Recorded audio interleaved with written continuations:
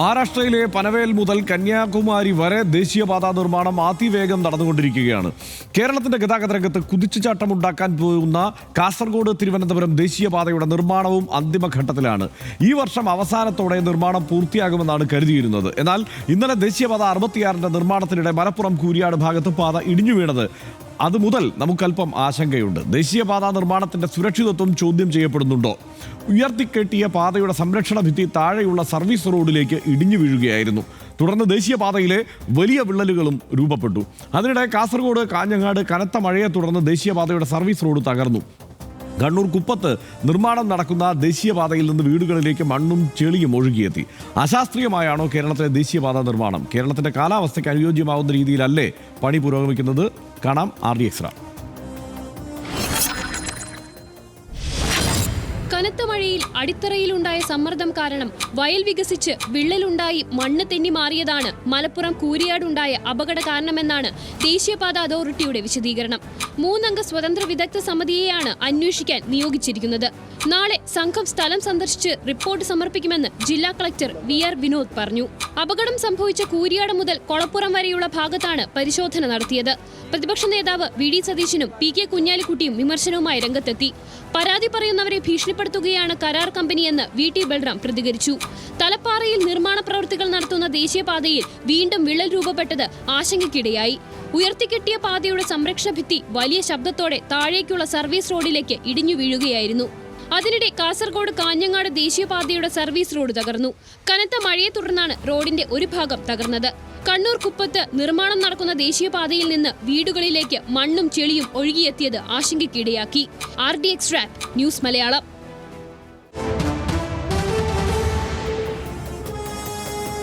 മലപ്പുറം കൂരിയാട് സംഭവിച്ചത് എന്താണ്? മലപ്പുറം കൂരിയാട് ദേശീയപാതയുടെ സംരക്ഷണ ഭിത്തി സർവീസ് റോഡിലേക്ക് ഇടിഞ്ഞു വീഴുകയായിരുന്നു. സർവീസ് റോഡിലൂടെ സഞ്ചരിക്കുകയായിരുന്ന കാറിലെ യാത്രക്കാർക്ക് പരുക്കേറ്റു. നിർമ്മാണം പൂർത്തിയാക്കാൻ 11 ദിവസം മാത്രം ബാക്കി നിൽക്കെയാണ് അപകടമുണ്ടായത്. ടാറിംഗ് പൂർത്തിയാക്കിയ റോഡിൽ വ്യാപകമായി വിള്ളൽ വീണു. കണ്ണൂരും കാസർഗോഡും ഇതുപോലെ ഇത്രയ്ക്ക് രൂക്ഷമായ രീതിയിൽ അല്ലെങ്കിൽ കൂടി റോഡ് തകർന്ന സ്ഥിതിയുണ്ടായി. കണ്ണൂർ കുപ്പത്ത് നിർമ്മാണം നടക്കുന്ന ദേശീയപാതയിൽ നിന്ന് വീടുകളിലേക്ക് വെള്ളം ഒഴുകിയെത്തി. വീടുകൾക്കുള്ളിൽ ചെളിയടിഞ്ഞതോടെ നാട്ടുകാർ ദുരിതത്തിലായി. കാസർഗോഡ് കാഞ്ഞങ്ങാട് ദേശീയപാതയുടെ സർവീസ് റോഡ് തകർന്നു. കനത്ത മഴയെ തുടർന്നാണ് സർവീസ് റോഡ് തകർന്നത്. ഇതിൽ ഉയരുന്ന ആക്ഷേപങ്ങൾ എന്തൊക്കെയാണെന്ന് പരിശോധിക്കാം. നിർമ്മാണം കേരളത്തിൻ്റെ കാലാവസ്ഥയ്ക്ക് അനുയോജ്യമായ രീതിയിലല്ല എന്നുള്ളതാണ് ഒരു പരാതി ഉയരുന്നത്. മഴവെള്ളം ഒഴുകിപ്പോകാൻ കൃത്യമായ ഡ്രെയിനേജ് സംവിധാനങ്ങളില്ല. ഫൗണ്ടേഷൻ പഠനങ്ങളോ മണ്ണിൻ്റെ ശേഷി പരിശോധനകളോ നടത്തിയിട്ടില്ല. മാസങ്ങൾക്ക് മുൻപ് അടുക്കി വെച്ച കോൺക്രീറ്റ് കട്ടകൾക്ക് വിള്ളൽ ഉണ്ടായിട്ടുണ്ട്. പ്രവൃത്തി പരിചയമുള്ള കമ്പനിയാണിത് ചെയ്തത് എന്ന് തന്നെയാണ് നമ്മുടെ അന്വേഷണത്തിൽ തെളിഞ്ഞത്. കോളപ്പുറം കൂരിയാട് സ്ട്രെച്ചിൽ construction agreement KNR Guruvayur Infra Private Limited എന്ന കമ്പനിക്കായിരുന്നു. KNR കൺസ്ട്രക്ഷൻസ് ലിമിറ്റഡ് എന്ന കമ്പനിക്കാണ് ഇതിൻ്റെ നിർമ്മാണ ചുമതല നൽകിയിട്ടുള്ളത്. 2022 ജനുവരി 21 37.35 കിലോമീറ്റർ ദൂരം റോഡ് നിർമ്മിക്കാൻ കരാർ നൽകിയത്. 12 സംസ്ഥാനങ്ങളിലായി 8700 കിലോമീറ്റർ ഹൈവേ നിർമ്മാണ പ്രവൃത്തി പരിചയം ഈ കമ്പനിക്കുണ്ട് എന്നുമാണ് മനസ്സിലാക്കാൻ കഴിയുന്നത്. ഈ പെർഫോമൻസ് സെക്യൂരിറ്റിയായി നിർമ്മാണ തുകയുടെ 5% ഈ കമ്പനി കെട്ടിവെക്കേണ്ടതുണ്ട്. അറ്റകുറ്റപ്പണിയുടെയും നടത്തിപ്പിൻ്റെയും ഉറപ്പിന് ബാങ്ക് ഗ്യാരണ്ടിയും നൽകേണ്ടതുണ്ട്. നിർമ്മാണത്തിനിടെയുള്ള റിസ്ക്കുകൾക്ക് ഇൻഷുറൻസ് ബോണ്ടും നൽകണം. നാഷണൽ ഹൈവേ അതോറിറ്റി ഓഫ് ഇന്ത്യക്കാണ് കമ്പനി ഗ്യാരണ്ടി നൽകുന്നത്. NHAIക്ക് ഇക്കാര്യത്തിലൊന്നും ഒഴിവാകാനാവില്ല. റോഡ് ഡിസൈൻ, ടെൻഡർ, സൂപ്പർവിഷൻ, പൂർത്തീകരിച്ചെന്ന സർട്ടിഫിക്കറ്റ് ഇതൊക്കെ NHAI ആണ് നൽകേണ്ടത്. ദേശീയപാതാ നിർമ്മാണത്തിൻ്റെ സാങ്കേതിക കാര്യങ്ങളിൽ സംസ്ഥാന സർക്കാരിന് പ്രത്യേകിച്ച് നേരിട്ട് ഉത്തരവാദിത്വവുമില്ല.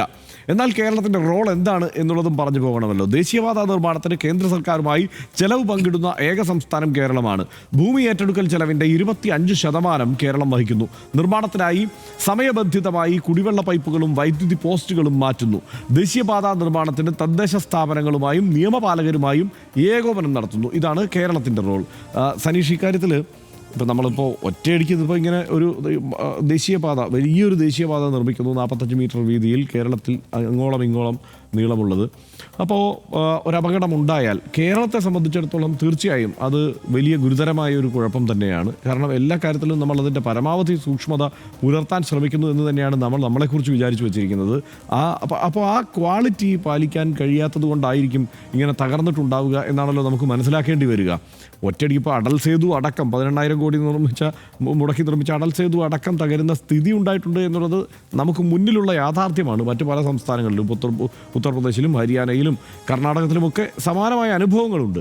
പക്ഷെ നമ്മളെ സംബന്ധിച്ചിടത്തോളം ഇതിലൊരു കുഴപ്പമുണ്ടെങ്കിൽ അത് അടിയന്തരമായി പരിഹരിച്ചു പോകേണ്ടതുണ്ട് അല്ലേ? നിശ്ചയമായിട്ടും. ഇപ്പോൾ സംസ്ഥാന സർക്കാരിന് ഉത്തരവാദിത്വം ഉണ്ടെങ്കിൽ ഇനി അങ്ങോട്ടുള്ള കാര്യം എന്താണ് എന്ന് NHAIയോട് ചോദിക്കുകയും അത് ചോദിച്ച് ഈ പ്രശ്നം പരിഹരിക്കാനുള്ള എല്ലാ തുടക്കവും ഇവർ സംസ്ഥാന സർക്കാരാണ് സ്വീകരിക്കേണ്ടത്. ഇതുവരെ ചെയ്ത നിർമ്മാണത്തിൽ അവർക്ക് പങ്കാളിത്തമില്ല എന്ന് പറഞ്ഞിട്ട് കാര്യമില്ല. ഈ കാര്യങ്ങളെല്ലാം NHAI ആണ് ചെയ്യുന്നത്. പക്ഷേ സംസ്ഥാന സർക്കാർ ഇനി അങ്ങോട്ട് നമ്മുടെ നാട്ടിലാണല്ലോ സംഭവിക്കുന്നത്. അതായത് ഇപ്പോൾ കണ്ണൂരിൽ പോയി വരുന്ന ഞാൻ, അല്ലെങ്കിൽ അങ്ങോട്ട് പോകേണ്ടുന്ന കാര്യമുള്ള കണ്ണൂർ സ്വദേശമായിട്ടുള്ള തലശ്ശേരി സ്വദേശമായിട്ടുള്ള എനിക്ക് ഏറ്റവും വലിയ ആശ്വാസം നൽകുന്നൊരു കാഴ്ചയാണ് ഈ പണി വേഗം പൂർത്തിയാകുന്നല്ലോ എന്ന്. കാരണം നമ്മുടെ യാത്രാ ദുരിതം വല്ലാത്ത തോതിൽ കുറയ്ക്കുകയാണ് ഈ ഹൈവേ പൂർണ്ണമായിട്ട് വന്നാൽ. ഇപ്പം തന്നെയും പണി പൂർത്തിയായിട്ടുള്ള സ്ട്രെച്ചുകളിലൂടെ വണ്ടി ഓടിക്കുമ്പോൾ നമ്മൾ വളരെ സമയം ലാഭിക്കുകയാണ്. മുമ്പൊക്കെ പ്രദേശങ്ങളിലൂടെ പോയിരുന്ന സമയത്ത് എത്രയോ സമയമാണ് ലാഭിക്കുന്നത്. അപ്പോൾ എത്രയും പെട്ടെന്ന് ഇത് പെർഫെക്റ്റായിട്ട് പൂർത്തിയായിട്ട് വരേണ്ടത് നമ്മുടെ ആവശ്യമാണ്. പക്ഷേ ഇതിപ്പോൾ കണ്ടപ്പോൾ ഇന്നലെ നമ്മുടെ ഹൃദയം തകർന്നു പോയി. അതായത് ഇത് എത്ര നീളത്തിലാണ് ഇങ്ങനെ തകർന്നു വെച്ചിരിക്കുന്നത്. അതായത് മാത്രമല്ല 2 കാറുകൾ അതിൽ കുടുങ്ങിക്കിടക്കുകയായിരുന്നു. നാളെ നമ്മൾ അതുവഴി പോകുമ്പോൾ അത്തരം ആവലാതികളും ബുദ്ധിമുട്ടുകളും ഒക്കെ ആളുകൾക്കുണ്ടാകുമല്ലോ. ഇപ്പോൾ തന്നെ അവിടെ താമസിക്കുന്ന ആളുകൾക്കാണെങ്കിൽ അപ്പുറത്തൊക്കെ അതുകൊണ്ടുള്ള പ്രയാസം ഉണ്ടായിട്ടുണ്ട്. അപ്പോൾ ആ ഒരു ഗൗരവത്തിൽ തന്നെ പ്രതിപക്ഷവും രാഷ്ട്രീയ നേതാക്കളും എല്ലാവരും VD സതീശനും VT ബലറാമും PK കുഞ്ഞാലിക്കുട്ടിയും എല്ലാം വന്ന് ആ കാര്യങ്ങൾ സന്ദർശിക്കാൻ മറ്റും ചെയ്യുന്നത് നമ്മൾ കണ്ടു. മുഖ്യമന്ത്രിയോട് ചോദിച്ചപ്പോഴും അക്കാര്യം പറഞ്ഞിട്ടുണ്ട്. ഇപ്പോൾ നമ്മുടെ സുഹൃത്തായിട്ടുള്ള സജി മാർക്കോസ് ഒരു വിശദമായിട്ടുള്ള പോസ്റ്റ് ഫേസ്ബുക്കിൽ എഴുതിയത് കണ്ടു. അദ്ദേഹം ആ മേഖലയിൽ പ്രവർത്തിക്കുന്ന ആളാണെന്ന് ഞാൻ മനസ്സിലാക്കുന്നത്. അദ്ദേഹത്തിൻ്റെ വിശദമായിട്ടുള്ള പോസ്റ്റാണ്. അതിനകത്ത് കാര്യങ്ങളെല്ലാം ഉണ്ട്. അതിനകത്ത് പക്ഷേ പറയുന്ന ഒരു കാര്യം ഞാൻ ശ്രദ്ധിച്ചു പ്രത്യേകിച്ച്, ഈ KNR കൺസ്ട്രക്ഷൻസ് നിർമ്മിച്ചിരിക്കുന്ന ഈ സ്ട്രെച്ച് നിർമ്മിച്ചിരിക്കുന്ന ഈ കമ്പനി വലിയ കുറ്റമൊന്നും പറയാനില്ലാത്ത ഒരുപാട് വർക്കുകൾ ചെയ്തിട്ടുള്ള ആളാണ്. അപ്പോൾ എന്തുകൊണ്ടായിരിക്കും സംഭവിച്ചിട്ടുണ്ടാവുക? നമ്മുടെ പ്രദേശത്തിൻ്റെ ഭൂമിശാസ്ത്രപരമായിട്ടുള്ള പ്രത്യേകതകൾ അറിയില്ലായിരുന്നോ? ഉദാഹരണത്തിന് നമ്മുടെ നാട്ടിൽ പ്രളയം ഉണ്ടായതാണ് കഴിഞ്ഞ തവണ. വയനാട്ടിൽ നടന്ന സംഭവങ്ങൾ ഇവരുടെ ശ്രദ്ധയുള്ളതാണ്. അപ്പോൾ നമ്മുടെ ആ പ്രദേശത്തിൻ്റെയൊക്കെ ഭൂമിശാസ്ത്രപരമായ പ്രത്യേകതകൾ കൂടെ പരിഗണിച്ചല്ലേ നിർമ്മാണം നടത്തേണ്ടത്. അപ്പോൾ അങ്ങനെയല്ലേ ഉണ്ടായിരിക്കുന്നത് എന്ന നിരവധിയായുള്ള ചോദ്യങ്ങൾ നമ്മുടെ മുന്നിലേക്ക് വരികയാണ്. ഇതിൽ നമ്മുടെ ഒരു സാധാരണ വിദഗ്ധരായിട്ടൊന്നും അഭിപ്രായം പറയാൻ നമുക്ക് പറ്റില്ല. പക്ഷേ നമുക്ക് സാധാരണ ആളുടെ ആവലാതി എന്ന നിലക്ക് നമുക്ക് പറയാം. ഇതിനകത്ത് എനിക്ക് പറയാനുള്ള ഒരേ ഒരു കാര്യം, സംസ്ഥാന സർക്കാരിന് ഇനിയുള്ള ഉത്തരവാദിത്വം NHAIയോട് ചോദിക്കുക, നാഷണൽ ഹൈവേ അതോറിറ്റി ഓഫ് ഇന്ത്യയോട് ചോദിക്കുക. അവരിൽ നിന്ന് കുറേ കൂടെ മെച്ചപ്പെട്ട പ്രവർത്തനം വേണം എന്ന ഉറപ്പ് വാങ്ങിക്കുക. അത് സംസ്ഥാന സർക്കാർ ചെയ്യേണ്ടതാണെന്ന് എനിക്ക് തോന്നുന്നു. തീർച്ചയായും. അതല്ല, എത്ര പരിചയസമ്പന്നതയും ഈ മികവും ഒക്കെ ഉണ്ടായിരിക്കുമ്പോഴും ഇത്തരം അപകടങ്ങൾ ഉണ്ടാവാറുണ്ട്. ഇപ്പോൾ തനിഷ്, ഇപ്പോൾ നമ്മുടെ ഡൽഹിയിൽ എനിക്ക് തോന്നുന്നു 2009 എന്ന് എനിക്ക് തോന്നുന്നു, അങ്ങനെയാണ് ഓർമ്മ.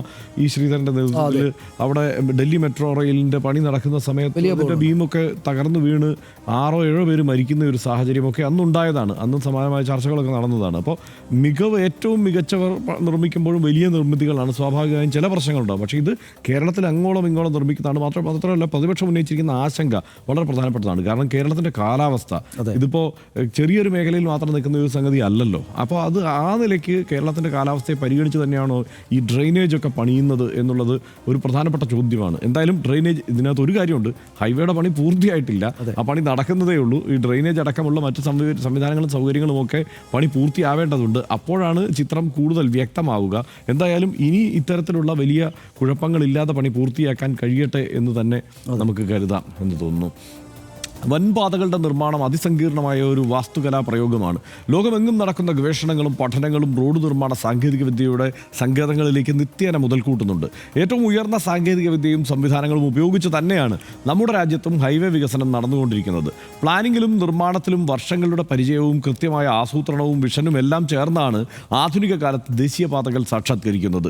ദീർഘകാല അനുഭവ പരിചയമുള്ള കമ്പനികൾക്കാണ് കേന്ദ്രം ദേശീയപാത നിർമ്മാണ ചുമതല നൽകി വരുന്നത്. ആയിരക്കണക്കിന് കിലോമീറ്റർ നീണ്ടുകിടക്കുന്ന പാതയുടെ ഏതെങ്കിലും ഒരു സ്ട്രെച്ചിലെ പ്രശ്നം മാത്രം ചൂണ്ടിക്കാട്ടി ദേശീയപാത നിർമ്മാണം മൊത്തമായും പ്രശ്നമാണ് എന്ന് പറയുന്നതും ശരിയല്ല. NH യാഥാർത്ഥ്യമാക്കുന്നതിൻ്റെ പൂർണ്ണ സാങ്കേതിക ഉത്തരവാദിത്വം അത് NHAIക്കാണ്, കേന്ദ്ര സർക്കാരിനാണ്. സ്ഥലം ഏറ്റെടുത്ത് കൈമാറിയതിൻ്റെ അടക്കം മുഴുവൻ ക്രെഡിറ്റും ഈ സംസ്ഥാന സർക്കാരിന് കൂടെ ലഭ്യമാവുന്നതുമാണ്. വാളെടുത്തവരെല്ലാം വെളിച്ചപ്പാടാകുന്ന മട്ടിൽ റോഡ് നിർമ്മാണത്തിൻ്റെ വിഷയവിദഗ്ധരായ അഭിപ്രായം പറയാൻ RDX എന്തായാലും മുതിരുന്നില്ല. പക്ഷേ നിലവിലെ സാഹചര്യത്തിൽ ആശങ്ക ഉയരുന്നത് സാധാരണമാണ്. അത് പരിഹരിച്ച് കുറ്റമറ്റ രീതിയിൽ ദേശീയപാത നിർമ്മാണം പൂർത്തിയാക്കട്ടെ എന്ന് RDX ആശംസിക്കുന്ന ഒരു ഇടവേളയിലേക്ക്.